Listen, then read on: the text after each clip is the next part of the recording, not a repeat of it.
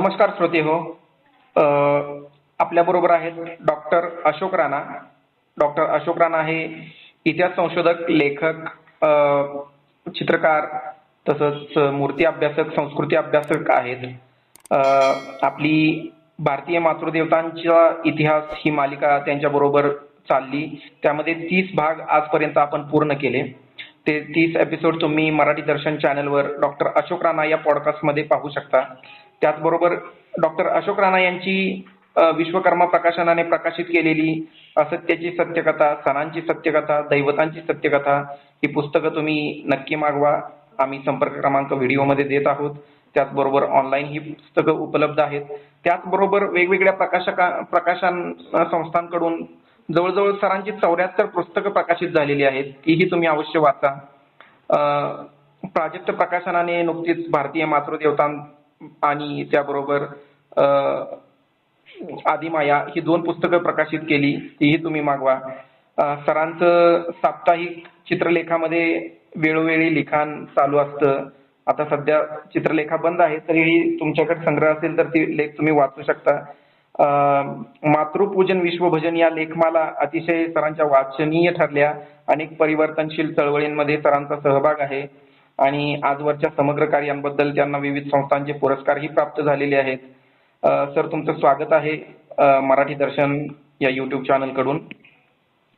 धन्यवाद. नमस्कार सर. आज आपण नारद या पात्राबद्दल, या कॅरेक्टर बद्दल म्हणजे पुराण कथातील यांच्याबद्दल आपण माहिती जाणून घेणार आहोत. भारतीय मातृदेवता या भागामध्ये आपण जाहीर केलं होतं की नारद यांची माहिती आपण जाणून घेणार आहोत. तर काय इतिहास आहे, नेमकं नारदाचं स्थान काय आणि नारद या शब्दाचा अर्थ नेमका काय हे जाणून घ्यायला आवडेल पहिल्यांदा. फार महत्वाचे दोन्ही तिन्ही प्रश्न आहेत. तर नारद हा जो शब्द आहे तो नार आणि द या 2 शब्दापासून बनलाय. नार म्हणजे पाणी, हो, आणि नार शब्दाचा अर्थ स्त्री असाही होतो. तर या ठिकाणी तो स्त्री या अर्थाने बऱ्याच ठिकाणी घेतलाय, कारण ब्रह्मवैवर्त पुराण नावाचं एक पुराण आहे. त्याच्यामध्ये नारदाचा इतिहास आलाय आणि इतरही म्हणजे पौराणिक साहित्यात जास्त प्रमाणात आलाय. आणि हा जो अर्थ मी आता सांगितला हा काही फारसा प्रचलित नाहीये. आणि नारद जो लोकांना माहित आहे तो कीर्तन प्रवचन, प्रामुख्याने कीर्तन पद्धतीचा जनक म्हणून. तर कीर्तन हा जो शब्द आहे तो भागवतामध्ये आलेला आहे आणि भागवतामध्ये जे भक्तीचे प्रकार म्हणून कीर्तन हा एक प्रकार आला आहे. त्यात आहे श्रवण, कीर्तन, स्मरण, पादसेवन, अर्चन, वंदन, दास्य, सख्य आणि आत्मनिवेदन असे भक्तीचे 9 प्रकार सांगितले आहे, म्हणून त्याला नवधा भक्ती म्हणतात. आणि त्यात कीर्तन हा दुसरा प्रकार आहे. आपल्याकडे महाराष्ट्रामध्ये प्रामुख्याने कीर्तन हा शब्द वेगळ्या अर्थाने प्रचलित आहे आणि उत्तर भारतामध्ये नामसंकीर्तन म्हणजे देवाचं नाव घेणे या अर्थाचा हा कीर्तन शब्द आहे. त्याला संकीर्तन असे म्हणतात. आता भक्तीचे जे 9 प्रकार आहेत त्यात श्रवण ही पहिली भक्ती आहे. म्हणजे ज्याला आपल्या आराध्य दैवताबद्दल श्रद्धा व्यक्त करायची आहे त्यांनी पहिल्यांदा ऐकलं पाहिजे. जे प्रवचनकार सांगतात ते ऐकलं पाहिजे, कीर्तनकार सांगतात ते ऐकलं पाहिजे. म्हणजे श्रवणापासून ह्या भक्तीचा प्रारंभ होतो. नंतर मग नामसंकीर्तन केलं पाहिजे आणि मग जे आपण ऐकलं त्याचं स्मरण केलं पाहिजे. आणि पुढला जो 4था प्रकार आहे भक्तीचा तर पादसेवन म्हणजे पाया पडणे. आणि 5वा प्रकार आहे अर्चन म्हणजे पूजा करणे. 6वा प्रकार आहे वंदन म्हणजे वंदन करणे. आणि दास्य हा एक 7वा प्रकार आहे, आपल्या 6वा प्रकार आहे. तर दास्य म्हणजे दास वृत्ती म्हणजे शरण जाणे. हा एक भक्तीचा प्रकार मानलाय भागवतामध्ये. आणि सख्य म्हणजे मैत्री आणि पुढे आत्मनिवेदन म्हणजे आपल्याबद्दल जे काही सुख दुःख असतील ते सांगणे देवाजवळ. म्हणजे ईश्वर ही संकल्पना जी निर्माण झाली त्या संकल्पनेमध्ये सर्व काही जे आहे ते ईश्वरच करतो असं म्हटलं आहे. आणि ईश्वर सर्व करत असल्यामुळे आपलं काही स्वतंत्र स्थान नाही आहे समाजामध्ये किंवा स्वतंत्र अस्तित्वही नाही आहे, अशी जी भावना आहे त्या भावनेतून भक्ती ही संकल्पना निघाली. आता भारतामध्ये ज्या दोन संस्कृती आहे, एक वैदिक संस्कृती जी आहे ती जास्त प्रस्थापित झालेली आहे. पण वैदिकाच्या आधी जे वेदपूर्व काळातले, आर्यपूर्व काळातले जे लोक होते त्यांच्यामध्ये पूजा नावाचा प्रकार होता. म्हणजे पूजा, आपण ज्या आराध्य दैवताला मानतो त्याची पूजा करणे, त्यातून पुढे भक्ती हा प्रकार आला. आणि भक्ती ही भावना आहे, भक्ती ही प्रेरणा आहे पूजेची. आणि त्याच्या अगदी विरोधात जो एक वैदिकांचा संप्रदाय होता किंवा तो आताही प्रभावी होऊ पाहतोय, तर तो आहे यज्ञ प्रधान. म्हणजे पूजा आणि यज्ञ हे दोन प्रकार, उपासनाचे प्रकार, उपासना संप्रदायाचे प्रकार भारतात आहेत आणि एकमेकावर कुरघोडी करण्याचा प्रयत्न सातत्याने ते करतात. जे वैदिक आहे, जे स्वतःला आर्य समजतात, त्या प्रामुख्याने जे ब्राह्मण आहेत ते यज्ञ संस्कृतीचं समर्थन करतात. आणि जे बहुजन समाजातले लोक आहेत ज्यांना राजकीय दृष्ट्या मूलनिवासी हा शब्द वापरतात किंवा वैदिकाच्या आधीचे म्हणून अवैदिक हाही शब्द वापरतात किंवा आर्यांच्या आधीचे म्हणजे आर्यपूर्व, तर त्यांच्यामध्ये यज्ञाचं इतकं आकर्षण नाहीये. ते पूजेलाच जास्त महत्व देतात. मूर्तीपूजा. तर त्या प्रामुख्याने मूर्तीपूजा. तर निवड मूर्तीपूजा असं नाही आहे. त्यात म्हणजे आता निसर्गातले जे घटक आहेत, झाड आहे हा अतिशय महत्वाचा घटक आहे, आपल्याला प्राणवायू देतो. आणि प्राणवायू सोबतच काही झाडं असे आहेत की सर्व काही देतात. म्हणजे नारळाचं झाड आपण पाहिलं तर त्याचा काठ्या सुद्धा कामाला येतो. नारळाचं जे कवच आहे ते सुद्धा वाटी म्हणून वापरायचं, बऱ्याच ठिकाणी पाणी काढण्याकरता त्याचा वापर करतात. आणि नारळ तर सगळ्याच ठिकाणी भाजीत वापरतो, खाण्यात वापरतो, प्रसादात वापरतो. अशा तऱ्हेने काही झाडं जी आहेत ती सर्व त्याचं शरीरच आपल्या कामात येतं. तर म्हणून झाडाबद्दल कृतज्ञता व्यक्त करण्याकरता झाडांची पूजा, वृक्षपूजा. जसं आवळीचं झाड आहे, आवळीचं जे फळ आहे ते सर्वगुण संपन्न आहे. म्हणजे सगळ्या प्रकारचे रस त्यात मिळतात आपल्याला. पण आवळीची पूजा करण्याची पद्धत आपल्याकडे आहे. त्या वडाचं झाड आहे, हे आपल्याला मोठ्या प्रमाणात प्राणवायू आणि सावली देतं.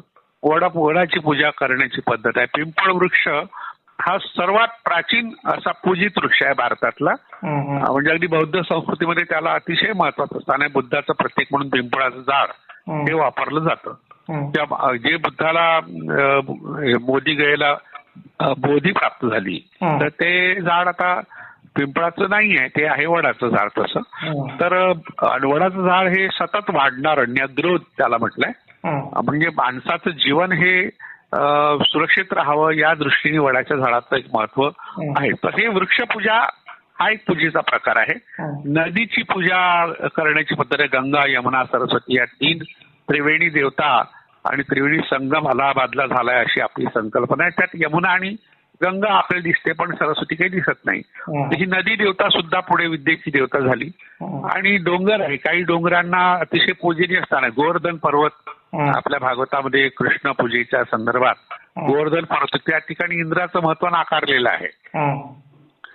इंद्रपूजा नाकारून गोवर्धन पर्वताची पूजा करण्याची पद्धत आहे. आणि साती आसराच्या वेळेस आपण पाहिलं की नदीच्या काठावर किंवा विहिरीच्या काठावर 7 खडे ठेवून ती वृक्षपूजा, आपल्या जलपूजा करण्याची पद्धत आपल्याकडे अजूनही आहे. किंवा अगदी महालक्ष्मी या भागात आपण पाहिलं की नदीच्या काठावरचे 7 खडे आणून तिला महालक्ष्मी म्हणून पूजतात. यात नदीची पूजा ही प्रामुख्याने आहे.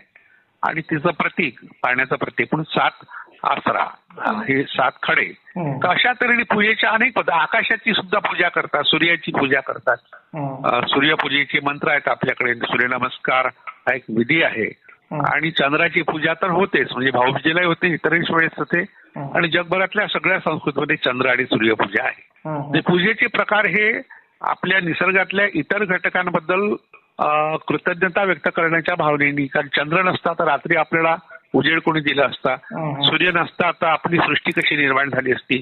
अशा प्रकारच्या कृतज्ञतेच्या भावनेतून जगभरातल्या सगळ्या संस्कृतीमध्ये निसर्ग पूजा अस्तित्वात आहे. त्याला अॅनिमिझम असं म्हणतात. अॅनिमिझम हा एक शब्द आहे. तर तो जगभरातल्या सगळ्या संस्कृतीमध्ये, तसंच भारतात सुद्धा आहे. आणि जी यज्ञ संस्कृती जी उदयाला आली आपल्या भारतात, ती प्रामुख्याने इराणमध्ये जी सूर्यपूजा होती किंवा इराकमध्ये सूर्यपूजा होती, त्या सूर्यपूजेचं प्रतीक म्हणून, म्हणजे सूर्याचं प्रतीक म्हणून प्रकाशाचं स्थान किंवा प्रकाश निर्माण करणारा अग्नी या अग्निपूजा अस्तित्वात आली. पारशी लोकांमध्ये अग्यारी असतात, तर त्या अग्यारीमध्ये सतत अग्नी पेटवला जातो. तर तिथून भारतात आलेल्या आर्यांनी सूर्यपूजेचं प्रतीक म्हणून यज्ञाचं स्थान प्रस्थापित केलं आणि त्यांच्या ग्रंथामध्ये यज्ञाने काय काय मिळतं, जसं आता गीतेमध्ये यज्ञात भवती पर्जन्या, यज्ञाने पाऊस पडतो, पर्जन्यात अन्न संभवा, पर्जन्यातून मग अन्न मिळतं आणि अन्नात भवंती भूतानी, अन्नानी सगळे प्राणी मात्र निर्माण होतात, म्हणून यज्ञ कर्म समुद्भाव, यज्ञाची पूजा केली पाहिजे. अशा प्रकारचं एक तत्वज्ञान गीतेमध्ये यज्ञाचं महत्व सांगितलंय.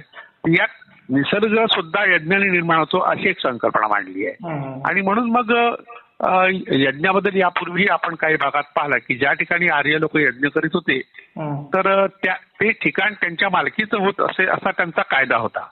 आणि म्हणून यज्ञाला विरोध ज्या लोकांनी केला ते राक्षस म्हणून बदनाम झाले. रक्षा शब्दापासून राक्षस शब्द तयार झालाय. तर याबद्दल आपण एका एपिसोडमध्ये पूर्ण माहिती पाहिली होती. अशा तऱ्हेने यज्ञ विरुद्ध पूजा, त्या पूजा विरुद्ध यज्ञ अशा दोन संस्कृतीचा संघर्ष भारतीय ग्रंथांमध्ये, प्राचीन ग्रंथामध्ये, पौराणिक ग्रंथात, वैदिक ग्रंथात तो सातत्याने दिसतो. तर तसाच संघर्ष आपल्याला नारदाच्या बाबतीत दिसतो. नारदानी जी कीर्तन पद्धती प्रचलित केली त्याला नारदीय कीर्तन असं म्हणतात. म्हणजे आपल्या महाराष्ट्रात नारदीय कीर्तन हा एक पर्याय आहे. त्याला हरदासी कीर्तनी म्हणतात आणि पुणेरी कीर्तन असं म्हणतात. पुण्याच्या लोकांनी त्याला जास्त महत्व दिलं आणि ब्राह्मणांनी जास्त महत्व दिलं, म्हणून पुणेरी कीर्तन करणारा, हरदासी कीर्तन करणारा किंवा नारदीय कीर्तन करणारा कीर्तनकार पुणेरी पगडी धारण करतो. अगदी त्याच्या विरोधात आपल्याकडे वारकरी कीर्तन आहे, ज्याच्यामध्ये खेड्यामध्ये जे लोक साधारणतः शेतकरी वर्ग आहे ते पागोट ज्या तऱ्हेने बांधतात तशा प्रकारचं पागोट बांधून कीर्तन करणे हे वारकरी संप्रदायाचं एक वैशिष्ट्य आहे. आता नारदीय कीर्तन पद्धतीतून आणखी एक पद्धती प्रचलित झाली आपल्या महाराष्ट्रात, ती रामदासी कीर्तन पद्धती. रामदासांना मांडणारे किंवा रामदासांनी ज्या संप्रदायाचा प्रभाव आपल्या महाराष्ट्रावर गाजवला, पेशवाईमध्ये प्रामुख्याने त्याचं जास्त महत्व वाढलं. तर त्या रामदासी कीर्तनाचा एक प्रकार आहे आपल्या महाराष्ट्रात. आणि गणपतीला मांडणारा एक गाणपत्य संप्रदाय आहे, तर त्याचाही त्यातूनही कीर्तन पद्धती प्रचलित झाली, त्याला गणपती कीर्तन म्हणतात.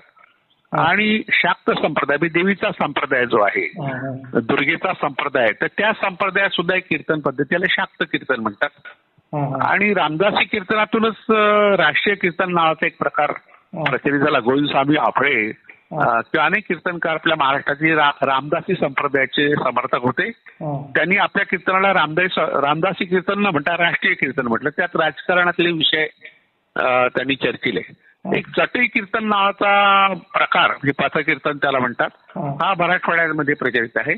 चक्री कीर्तन नावाचा एक प्रकार, औसा नावाचं जे गाव आहे आपल्या लातूर जिल्ह्यातलं, त्या ठिकाणी हा प्रकार प्रचलित आहे. जुगलबंदी नावाचा कीर्तनाचा एक प्रकार आहे. अशा तऱ्हेचे कीर्तनाचे प्रकार महाराष्ट्रात खूप आहे. आपल्याला सगळ्यांना ते फारसे माहित नाही. आपल्याला एकच जो प्रकार माहिती आहे खेड्यापाड्यात जो होतो तो वारकरी कीर्तन, आणि शहरामध्ये होतो तो नारदीय कीर्तन, हरदासी कीर्तन किंवा त्याला पुणेरी कीर्तन म्हणतात. तर त्या कीर्तनातून भक्ती ही महत्वाची आहे. भक्तीचं महत्व सांगणे हा कीर्तनाचा मुख्य हेतू आहे. पण त्याच्या अनुषंगिक भागातून मग राजकीय वगैरे सामाजिक प्रश्न ही कीर्तनांनी चर्चेले गेले आहेत. आपण भागवत या ग्रंथातील कीर्तनाच्या आपल्या भक्तीच्या ज्या 10 प्रकारचा उल्लेख केला, त्या 9 प्रकारचा उल्लेख केला, त्यात कीर्तन हा दुसरा प्रकार आहे असं पाहिलं तर तो भक्ती प्रक्रियेतला एक दुसरा टप्पा आहे. आणि त्याचा उद्देश आहे गुणगान करणं, स्तुती करणं, सांगणं, वर्णन करणं, वीणा, पखवाज आणि टाळ या वाद्यांच्या सोबत आराध्य दैवताचं स्मरण करणे, हा एक कीर्तन या शब्दाचा अर्थ आहे. तर भगवत भक्ती हा कीर्तनाचा हेतू असला तर त्या निमित्तानं भगवंताचे चरित्र सांगणे आणि त्याच्या आधारे जगाला योग्य मार्गाला लावण्याचा उपदेश करणे, म्हणजे नीतिबोध हा सुद्धा कीर्तनात असतो. आणि त्यातून मग कीर्तनाच्या काही पद्धती निर्माण झाल्या. आणि मी यापूर्वी सांगितलं की नारदीय कीर्तन हा शब्दप्रयोग यासाठी केला की नारदाने ही कीर्तन पद्धती रूढ केली. तर हा जो नारद कसा होता त्याबद्दलची माहिती पुराणामध्ये येते. तर एक तर भक्तीचं महत्व सांगणारा तो आहेच, एक पात्र आहेच आपल्या पुराणामध्ये. पण प्रामुख्याने तो कळलाव्या नारद म्हणून प्रसिद्ध आहे.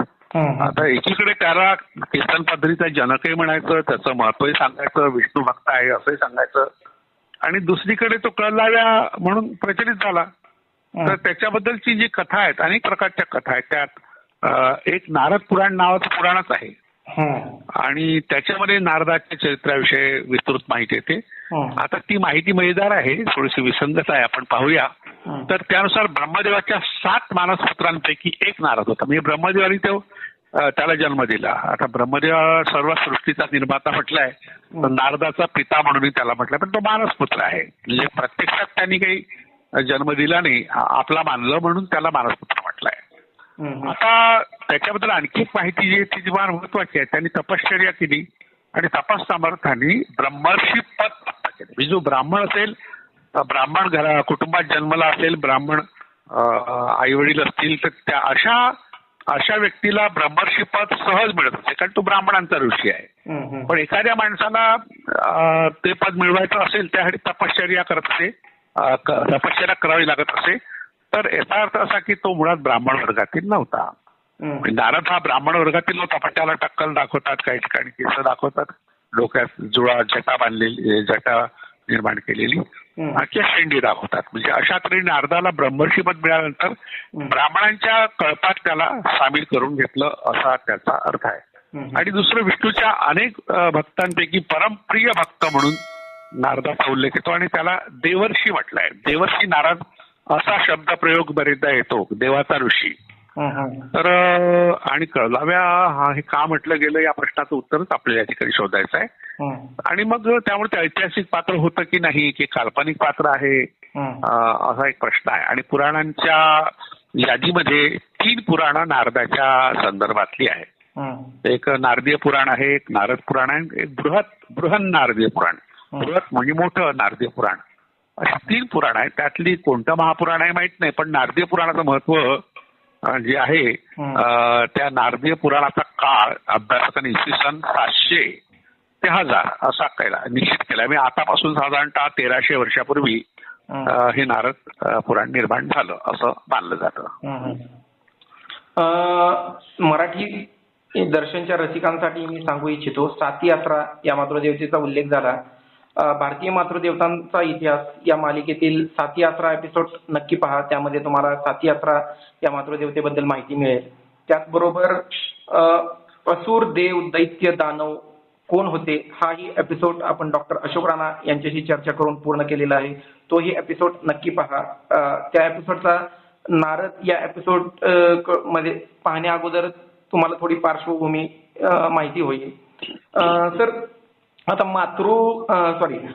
आता जी निसर्गाची पूजा होते, झाड, निसर्ग, पाणी.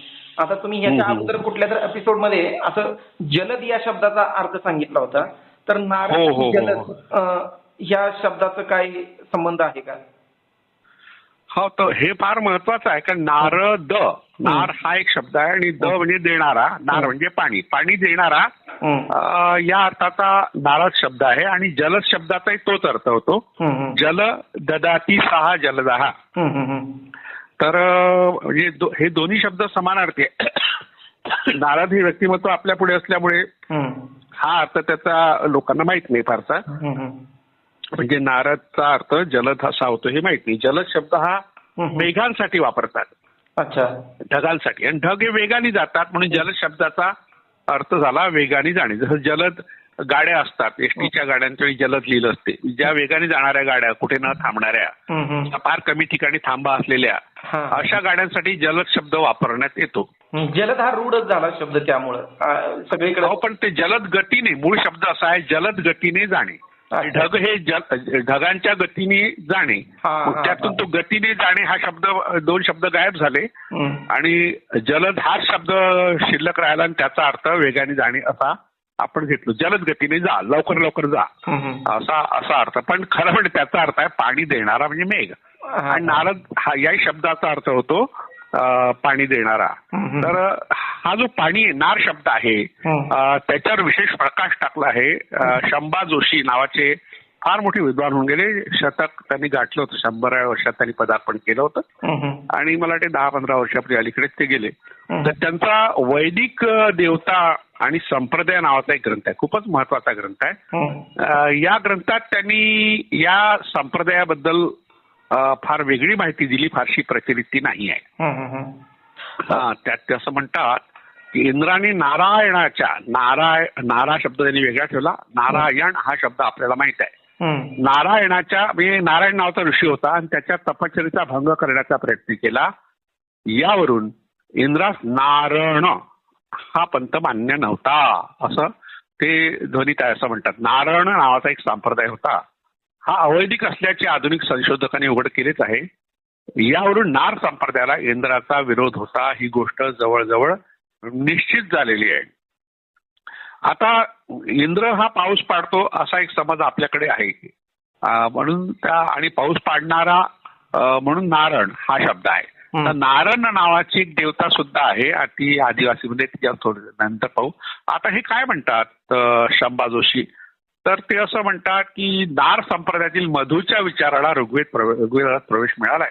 आणि मधू नावाची एक संकल्पना आहे. मधुपुरी हे जे नाव आहे हे मथुरेचं नाव आहे. धचा ठ होण्याची जी प्रवृत्ती आहे ती पैशाची भाषेतला आहे आणि पैशाची भाषेमुळे मथुरा हे नाव मधुरापासून तयार झालं. तर मधु नावाचा एक संप्रदाय होता तोही अवैदिक संप्रदाय होता असं ते म्हणतात. नारचा स्पष्ट उल्लेख नसला तरी आप हा पाणी या अर्थाचा शब्द आहे त्याची आणि त्याचं महत्व मात्र ऋग्वेदामध्ये आहे.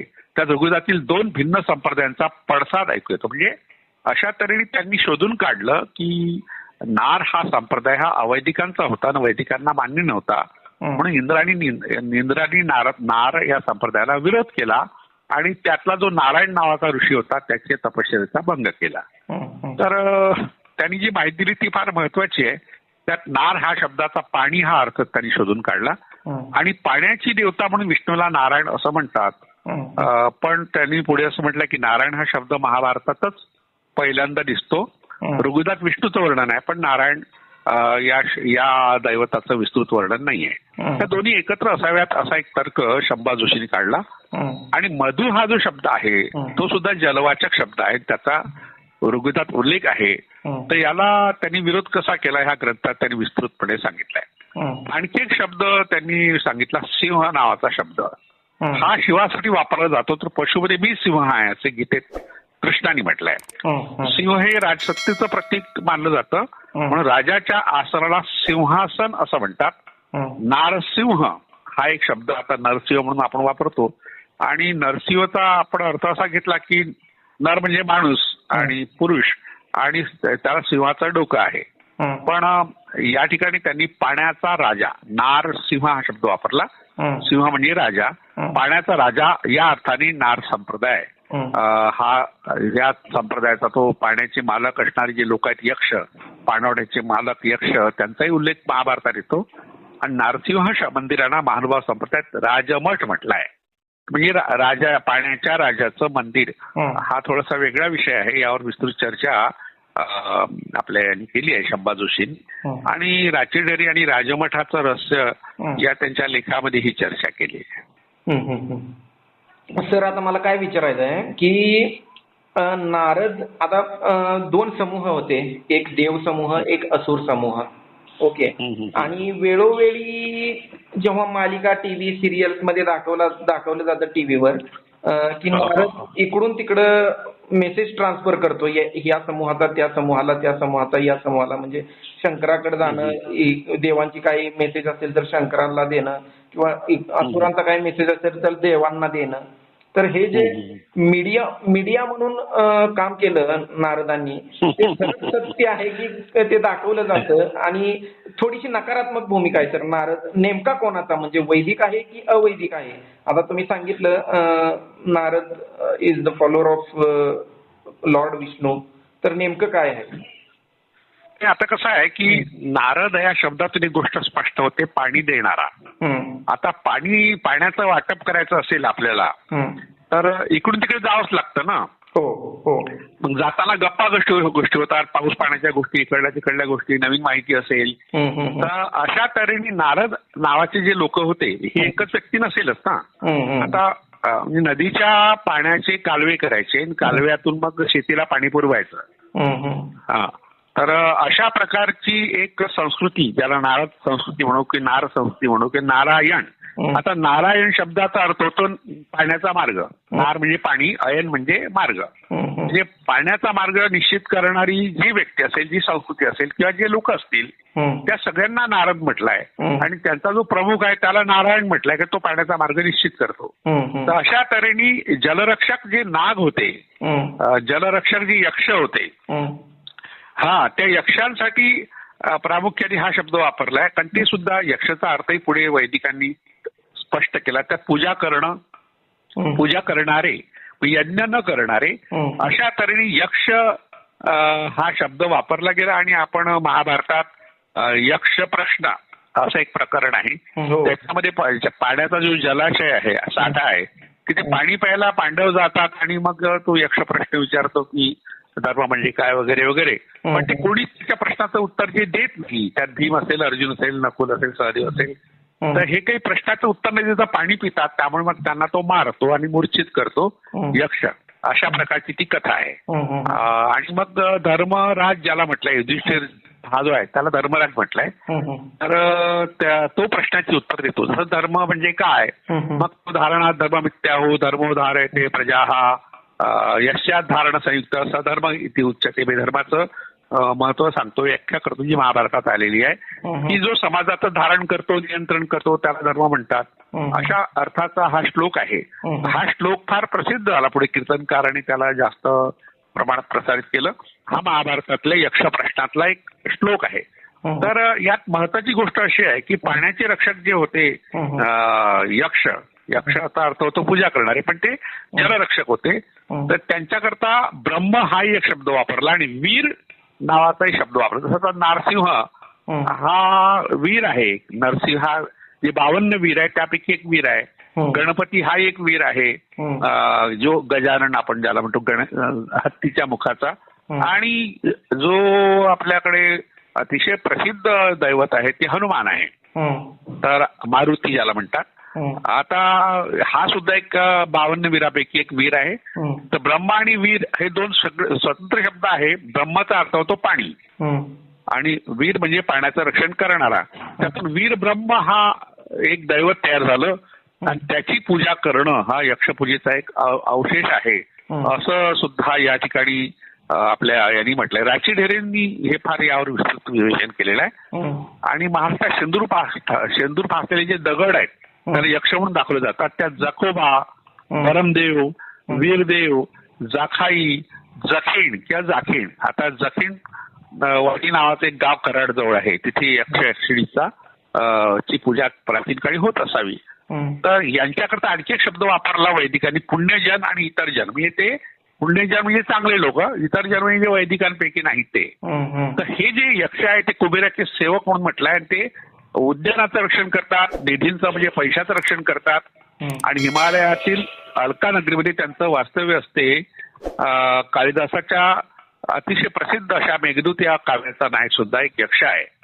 यक्ष यक्षी सुंदर असतात, चिरतरुण असतात, विलासी असतात. तर काही ठिकाणी त्यांचं वर्णन कुरूप आणि भीषण असतात, भयकारक असतात. तर आणि कधी खूप उंच असतात तर कधी खुजी असतात. म्हणजे अजिंठा, वेरूळ किंवा इतरही लेण्यांमध्ये आपण यक्षांच्या मूर्ती पाहतो, त्यात काही यक्ष उंच आहेत तर काही खोजी दाखवतात. आणि यक्ष हे आधार देतात म्हणून त्यांना आधार यक्ष म्हटलंय त्यांनी. आणि खांबाला आधार देणं किंवा छताला आधार देणं, त्यांच्याजवळ अमृत असते अशी ही संकल्पना आहे. ते स्मशानात, जलाशयाजवळ किंवा वृक्षावर राहतात अशा प्रकारची वर्णनं आहेत. काही भयकारक वर्णनं अशी आहेत, बौद्ध साहित्यामध्ये सुद्धा ती आहेत. ती लोकांना मारून खातात आणि पाणी प्यायला आलेल्या मांडवांना प्रश्न विचारतात आणि उत्तर मिळालं नाही तर मारून टाकतात. अशा प्रकारे परस्पर विरोधी वर्णनं, यक्षांची वर्णनं ही वैदिक आणि पौराणिक साहित्यात आहे. तर त्यातून यक्षांचं अस्तित्व तर मान्य केलं आहे, पण त्यांच्याबद्दलचा तिरस्कारही व्यक्त केला आहे. तर हा तिरस्कार व्यक्त करण्यासाठी नारदाला एक तर विनोदी असं दाखवलंय बऱ्याच ठिकाणी किंवा कळलाव्या असं दाखवलंय. तर ही सगळी वर्णनं आर्यांच्या पूर्वी इथे भारतात असलेल्या मूल निवासी लोकांची वर्णन आहे. वास्तविक त्यांची संस्कृती अतिशय प्रगत होती. पुराणांनी त्यांची माहिती परस्पर विरोधी केली आहे. आता कुबेर हा रावणाचा भाऊ आहे असंही वर्णन आपल्याकडे रामायणात येतं. आणि यक्षांचा राजा होता आणि मग याचा अर्थ रावणी यक्ष आहे, त्याला राक्षस म्हटलाय. यक्ष आणि राक्षस हे दोन शब्द परस्पर विरोधी काही ठिकाणी दाखवल्या, काही ठिकाणी सारख्या अर्थाचे आहेत. तर त्या रावणाची लंका सोन्याची होती म्हणजे तो वैभवशाली होता. यक्षांची उपासना जी भारतात सुरू होती प्राचीन काळापासून, त्यातूनच हे गणपती, हनुमान आणि नरसिंह ही दैवत निर्माण झाली. जैनांमध्ये मणिभद्र यक्ष आहे आणि इतरही यक्ष आहेत. आपल्या बौद्धांमध्ये सुद्धा घंटकर्ण वगैरे असे यक्षाचे उल्लेख आहेत. आणि खेड्यापाड्यात आजही 52 वीर म्हणून ज्यांची पूजा होते तर त्यात मणिभद्राचा उल्लेख आहे. आणि अजूनही त्याला मानतात, आपल्या खेड्यापाड्यात मानतात. आपली जखोबाचा उल्लेख मी यापूर्वी केलेला आहे. अशा तऱ्हेने म्हणजे यक्षपूजा ही अजूनही वेगळ्या पद्धती, जसं वेतोबा आहे, म्हसोबा आहे, आणि जसा ज्योतिबा आहे आपल्याकडे, मेस्कामा आहे किंवा मस्कोबा आहे. तर हे सुद्धा यक्ष संस्कृतीचे अवशेष खेड्यापाड्यात आजही आहेत, म्हणजे प्रचलित आहेत. यक्ष म्हणजे बेसिकली सर लीडर असं म्हणता येईल आपल्याला. यक्ष शब्दाचा अर्थ सर्वसामान्य माणसांची नेते, आणि ते दणकट आहेत, बळकट आहेत, उंच आहेत आणि शक्तिशाली आहेत. म्हणून त्यांची पूजा करण्याची पद्धत 52 वीर ही वीर पूजा जी आपल्याकडे खेड्यापाड्यात आहे, अजूनही मराठवाड्यात आहे आणि विशेषतः खानदेशामध्येही आहे आणि पश्चिम महाराष्ट्राच्या बऱ्याच भागात आहे. सर थोडं नारदीय कीर्तनाबद्दल सांगता येईल का? म्हणजे आता तुम्ही सांगितलं वेगवेगळे प्रकार आहेत कीर्तनाचे, रामदासी कीर्तन, गणपती कीर्तन, चक्री कीर्तन. म्हणजे आपल्याकडं महाराष्ट्रात तर सध्या फक्त एकच कीर्तन, आता त्याचा पण व्यवसाय चालू झालेला आहे. अतिशय व्यवसायच म्हणता येईल. वारकरी संप्रदायात जे कीर्तन हल्ली चालतात, तर ते तुम्ही जे सुरुवातीला सांगितलं जुगलबंदी, चटई वगैरे वगैरे, तर त्याच्याबद्दल थोडंसं, आणि नारदीय कीर्तन याचं जरा सविस्तर सांगा. तर प्रामुख्याने आपण नारदीय कीर्तन जास्त प्रचलित आहे. चटई चक्री कीर्तन जे आहे फक्त मराठवाड्यात आहे, त्या ठिकाणी नाहीये. रामदासी कीर्तन हा पुणेरी भाग कोकणामध्ये आहे प्रचलित. आणि मी रामदासी कीर्तन ऐकलेली आहेत. आणि माझी माहिती थोडक्यात सांगतो की 50 वर्षांपूर्वी साधारणतः 72-73, म्हणजे आता 50च्या वर झाला, मोठा काळ झाला. तर या काळात मी कीर्तन करत होतो, नारदीय कीर्तन करत होतो. अच्छा. आणि हे कीर्तन मला 72च्या दरम्यान, म्हणजे 71-72च्या दरम्यान शिकायला मिळालं. एक कमलाकर बुवा औरंगाबादकर किंवा कमलाकर बुवा धोंगडे नावाचे कीर्तनकार होते. ते अमरावतीला एका चातुर्मासात आले, महिनाभर राहिले आणि त्यांनी घोषित केलं की कोणाला कीर्तन शिकायचं असेल तर या, सकाळी 8 वाजता आपण 8 ते 10 असे ते वर्ग घ्यायचे. या ठिकाणी त्यांचा मुक्काम होता. अमरावतीचं जे भाजी बाजार विभाग आहे अंबागेटच्या आत, तर तिथे एक लक्ष्मीनारायण मंदिर आहे. त्या मंदिरामध्ये 70 ते 72 या दरम्यान मी गीता वर्गामध्ये जात होतो. आमचे गुरुजी भास्करराव जोशी जे आम्हाला गीता शिकवायचे, तर त्या दरम्यान आम्ही मग कीर्तन ऐकायलाही जात होतो. तर ते त्यांनी घोषित केल्यावर मी एक संधीचा फायदा घ्यायचा म्हणून त्यांच्याकडे कीर्तन शिकलो. महिनाभर मी कीर्तन शिकलो. आणि त्यांच्या कीर्तनाची पद्धत ते म्हणायचे की नारदीय कीर्तन म्हणून. आणि ते काही नारदीय कीर्तनाच्या पद्धतीने किंवा पुणेरी कीर्तनाच्या पद्धतीने पुणेरी पगडी नव्हते घालत, ते पागोटं घालायचे. पण ते पागोटं जे होतं ते सुद्धा वारकरी कीर्तनकारासारखं नव्हतं. ते रंगीत पिवळ्या रंगाचं पागोटं घालायचे आणि आपल्या खांद्यावर एक शाल पांघरायचे. तर ती पद्धत मला त्यांचं लक्षात आलं की ती रामदासी कीर्तनातून विकसित झालेली एक कीर्तन पद्धत होती. त्याला ते नारदीय किंवा पुणेरी किंवा हरदासी कीर्तन म्हणत होते. तर त्याच्यामध्ये काय असतं की एक कीर्तनकार जो आहे तो स्वतः गायक सुद्धा असतो, नट असतो, नर्तक सुद्धा असतो. म्हणजे त्याला ऍक्टिंग करावं लागते आणि नृत्य सुद्धा करावं लागतं आणि गाणं तर म्हणावंच लागतं. म्हणजे त्यामुळे मला एक फायदा असा झाला की जे गाणं मी पहिल्यांदा शिकलो ते त्या काळात शिकलो. मी मॅट्रिक मध्ये असताना किंवा 8वी-9वीत असताना मला हे कीर्तन ऐकायला मिळालं, शिकायला मिळालं. आणि मग मी स्वतः कीर्तन केली. पहिलं कीर्तन जे मी केलं त्यांनी काय केलं, महिन्याभरानंतर जे लोक शिकले त्यांच्या कीर्तनाचं प्रात्यक्षिक ठेवलं होतं. आणि ते प्रात्यक्षिकाच्या वेळेस एक फार मोठे तबला वादक तेव्हा होते, महल्ले म्हणून ते होते, आणि पेटी वादक स्वतः त्यांनी हार्मोनियम वादन केलं होतं. आणि एक बासरी, जे आसरकर बासरी प्रसिद्ध आहे महाराष्ट्रात, भारताबाहेर, ते आसरकर बासरीचे जे मालक होते त्यांनी स्वतः बासरी वाजवली होती.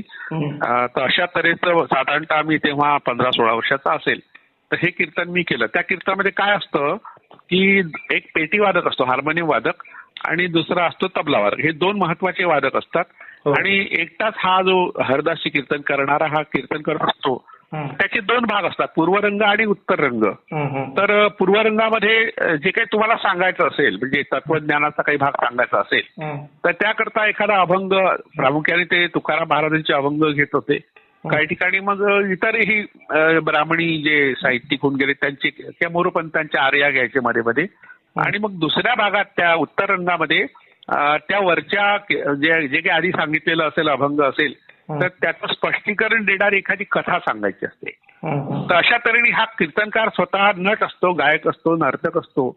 तर त्याला ह्या सगळ्या कला यायला पाहिजे अशी गृहीत धरली आहे अपेक्षा. तर ही जी कीर्तन पद्धती आहे ती व्यासाने शुकमुनीला सांगितली आणि शुकमुनीने मग सगळ्यांना सांगितली अशी परंपरा सांगतात. आणि नारदाला त्याचं श्रेय दिलं जातं. भक्ती संप्रदाय त्यांनी स्थापन केला. नारद भक्तिसूत्र नावाचा एक ग्रंथ आहे. तर हा ग्रंथ अतिशय महत्वाचा आहे. आपल्याकडे महाराष्ट्रातील तो धोंडामाला देगलूरकर नावाचे फार मोठे कीर्तनकार प्रवचनकार होऊन गेले. त्यांचंही मला प्रवचन ऐकण्याची संधी महिनाभर मिळाली. त्यांनी नारद भक्ती सूत्रावर फार चांगलं भाष्य केलं आहे. मी 2 वर्षापूर्वी देगलूर हे जे गाव आहे नांदेड जिल्ह्यात, तर त्या गावी गेलो होतो व्याख्यानासाठी. तिथे मला ग्रंथ भेट मिळाला त्यांच्या संप्रदायाकडून. तर आणि त्यांनी त्यांचा उल्लेख आला म्हणून महत्वाची गोष्ट सांगतो. 1972 मध्ये किंवा 71 असेल कदाचित, तर तेव्हा मला गीताभूषण पदवी मिळाली. कारण गीतेचं पाठांतर मी तेव्हा केलं होतं. 700 श्लोक माझ्या पाठ होते. त्याची परीक्षा आमच्या गुरुजींनी घेतली होती, भास्करराव जोशींनी. आणि मग धुंडामाला देगलूरकरांच्या हस्ते मला गीताभूषण पदवी मिळाली. खूप जुनी गोष्ट आहे, आता 50, 52, 53 वर्ष झाली. तर तेव्हा मी हे कीर्तन केलं होतं. अर्थात त्या कीर्तनाची पद्धती शिकलो. कमलाकर बुवा धोंगडे, ते औरंगाबादचे असल्यामुळे औरंगाबादकर हे नाव ते लिहायचे. तर त्यात कथा सांगणे हा महत्वाचा. म्हणून कीर्तनकाराला कथेकरीही सुद्धा म्हणतात. आणि हरदासी कीर्तन, हरदास म्हणजे हरीचा दास या अर्थाने. तर कीर्तनाचे असे नारदी कीर्तनाचे 5 भाग होतात. पहिल्या भागात नमन केलं जातं, दुसऱ्या भागात आध्यात्मिक चर्चा किंवा तत्वज्ञान सांगतात. मग पूर्वरंगानंतर मध्यंतरात नामजप करायला लावतो. जो कीर्तनकार आहे तो श्रोत्यांना नामजप करायला लागतो आणि भक्तिगीतं गायला लावतो, स्वतःही गातो. आणि पूर्वरंगातलं जे काही विवेचन असेल त्याला अनुरूप कथानक असते, त्याला आख्यान म्हणतात. त्यातून आख्यायिका शब्द पुढे आला, त्याला उत्तर रंगही म्हणतात. आणि त्यात भैरवीतलं एखादं गीत तो गातो, पद गातो. आणि मग शेवटी आरती होते ना, आरतीने कीर्तनाचा शेवट होतो. आणि शेवटी त्या कीर्तनकाराची पाया पडण्याकरता लोक येतात. आता माझी एक आठवण आहे या पहिल्याच कीर्तनाची. त्यात मला धोतर माझ्या आईने नेसून दिलं होतं, पण ते व्यवस्थित नेसलं नाही गेलं की मला ते व्यवस्थित सांभाळता नाही आलं. तर माझं धोतर हे सुटलं होतं आणि मग मला नाईलाजाने खाली बसावं लागलं. लोक पाया पडायला येत होते. वास्तविक कीर्तनकार उभा असायला पाहिजे जेव्हा लोक पाया पडायला येतात. तेव्हा मला बसावं लागलं आणि ते कळेना यांना. जे कमलाकर बुवा औरंगाबादकर हे पेटीवादक होते, त्यांनी पाहायला लागले हा खाली का बसला. पहिल्याच कीर्तनात मला खाली बसावं लागलं. आणि पुढे हा गमतीचा एक भाग आहे माझा स्वतःचा अनुभव. तर या नारदीय कीर्तनामध्ये मग रामदासी हा एक प्रकार प्रचलित झाला. आणि मग राष्ट्रीय कीर्तनाच्या नावाखाली प्रचलित जी सत्ता असेल तिच्या विरोधात बोलायचं असे काही कीर्तनकार महाराष्ट्रात होऊन गेले. सिन्नरकर म्हणून एक श्रीकृष्ण सिन्नरकर नावाचे एक कीर्तनकार होते मधल्या काळात. त्यांच्या वडिलांची कीर्तन मी लहानपणी ऐकली होती. अतिशय शांत सुस्वभावी असे ते सिन्नरचे मी नाशिक जिल्ह्यातले होते. तर पुढे मात्र त्यांनी मुस्लिम विरोधी अशा प्रकारची मांडणी केली म्हणून त्यांच्या कीर्तनावर बंदी आली होती. अशा तऱ्हेने राजकीय आपला अजेंडा राबवण्याकरता सुद्धा काही कीर्तनकार, आता तर कीर्तनकारांचा सुळसुळाट झालेला आहे.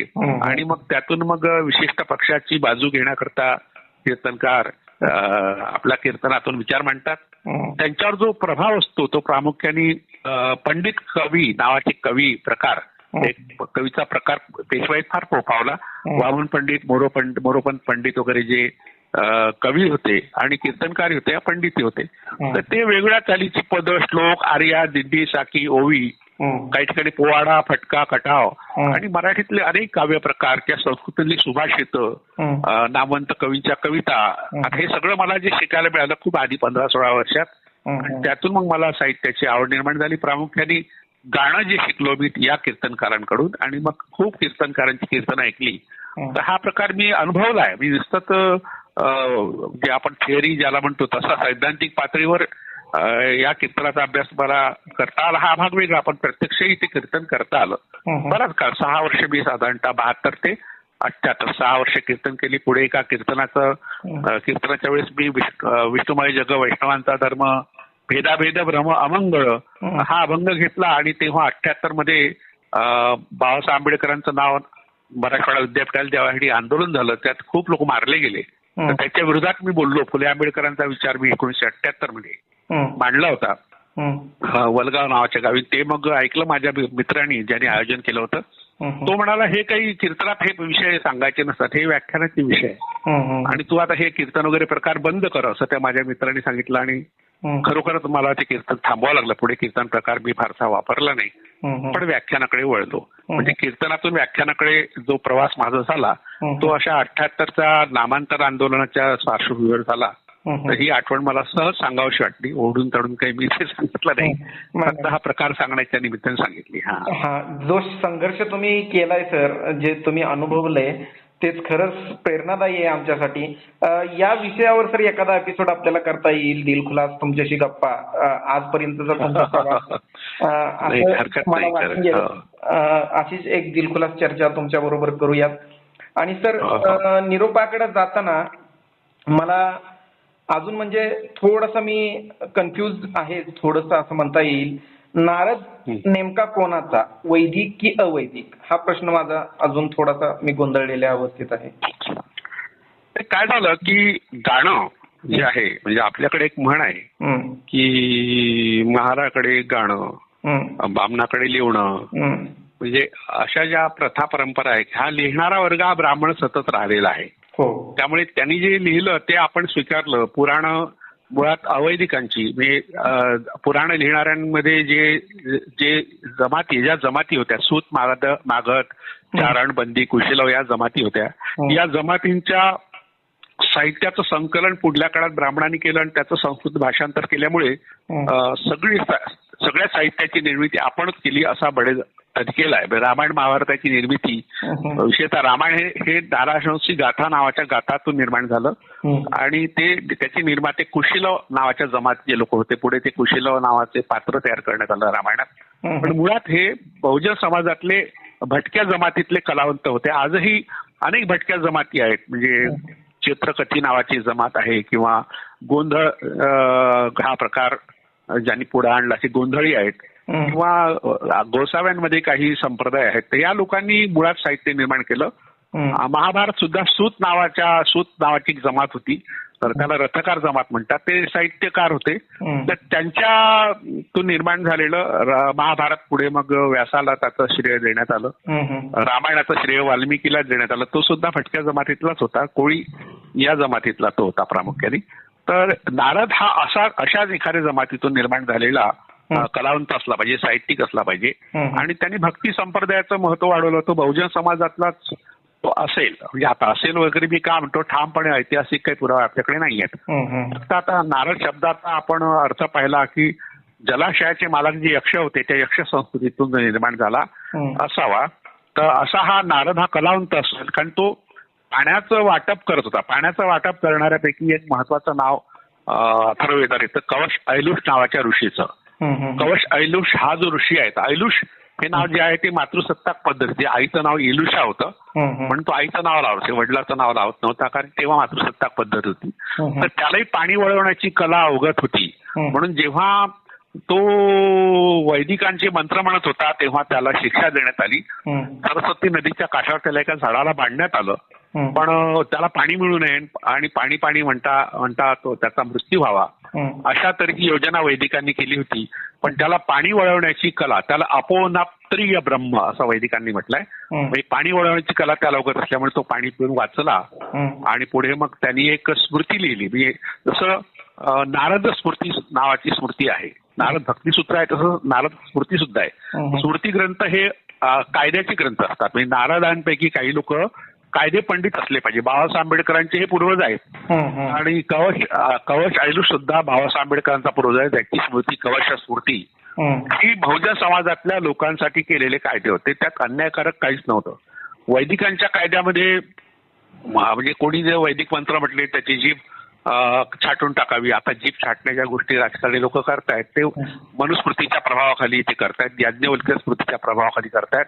पराशर स्मृती नावाची स्मृती होती, त्या स्त्रियांना खूप बंधनं लादले गेले. तर ह्या वैदिकांच्या स्मृती आहेत, पण अवैदिकांच्याही स्मृती आहेत. नारद स्मृती ही अवैदिकांची स्मृती आहे आणि कवश स्मृती ही सुद्धा अवैदिकांची स्मृती आहे. म्हणजे अवैदिकांनी आपल्यासाठी स्वतःचे कायदे बनवले होते, त्यांना वैदिकांची गरज नव्हती, पण त्या स्मृती आता प्रचलित नाही. नारद स्मृती फारशी चर्चेली जात नाही आणि ही जी आहे कवश स्मृती तिचा तर उल्लेखच नाही आहे. हारित नावाचा एक अवैदिक विद्वान होता, त्यांनी सुद्धा कायद्याचा ग्रंथ तयार केला होता. अशा तऱ्हेने बहुजन समाजातले अनेक लोक आहेत ज्यांच्याबद्दल फारशी माहिती लोकांना नाही. जी माहिती आहे विकृत स्वरूपात आहे. नारदाला कळलाव्या म्हणून आपण बदनाम करून टाकलं. तो विद्वान होता, त्याच्या कुटुंबातले किंवा त्याच्या संप्रदायाचे लोक विद्वान होते आणि त्यांनी कायद्याची ग्रंथ तयार केले होते आणि भक्ती सूत्रही त्यांनी तयार केली होती. हे यातून स्पष्ट होतं. तो वैदिक नव्हताच मुळात, तो अवैदिकच होता. खरंय सर. श्रोत्यांसाठी मी सांगू इच्छितो, भारतीय मातृदेवता ही मालिका मराठी दर्शन चॅनलवर नक्की पहा. डॉक्टर अशोक राणा या पॉडकास्टमध्ये त्याचे प्रत्येक एपिसोड उपलब्ध आहेत. त्याचबरोबर या एपिसोडमध्ये सर आपण नारद व नारायण या शब्दाची पार्श्वभूमी सांगितली, कीर्तन पद्धतीचा जनक नारद याही बद्दल तुम्ही माहिती दिली, नार या शब्दाचा अर्थ, नारद या शब्दाचा मूळ अर्थ याबद्दलही तुम्ही माहिती दिली. तसंच जलाशयाचे रक्षक हे मालक यक्ष होते याच्यावरही चर्चा झाली. तर नारदीय कीर्तन हा तुम्ही तुमचा अनुभव सांगितला, नारदीय कीर्तनाचं स्वरूप सांगितलं. तर आता सर नारद या पात्राबद्दल आपल्याला माहिती झाली. पुढच्या एपिसोडमध्ये आता सणांचे दिवस आहेत, काय घेता येईल आपल्याला ते तुम्ही एकदा जाहीर करा, म्हणजे श्रोत्यांसाठी ते. आता सध्या पितृपक्ष चालू आहे आणि ह्या पितृपक्षाबद्दल सुद्धा विसंगत माहिती पुराणांमध्ये किंवा धार्मिक ग्रंथामध्ये दिलेली आहे की हा निषिद्ध मानलेला हा पक्ष आहे. म्हणजे पक्ष म्हणजे पंधरवडा.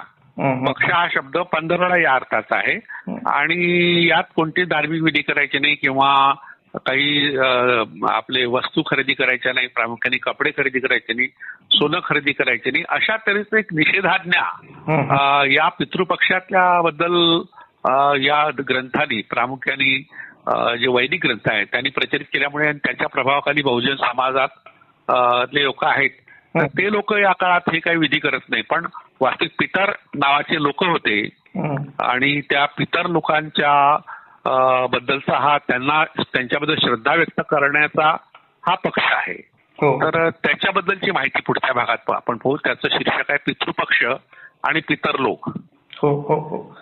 तर या विषयावर आपण माहिती पाहू पुढे. Yes sir. तर श्रोत्यांसाठी मी सांगू इच्छितो, डॉक्टर अशोक राणा यांची पुस्तके तुम्ही नक्की मागवा.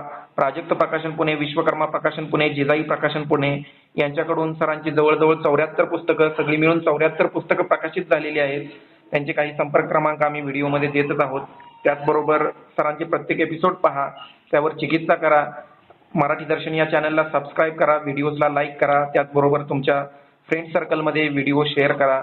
तर वेळ दिल्याबद्दल खूप खूप धन्यवाद. धन्यवाद.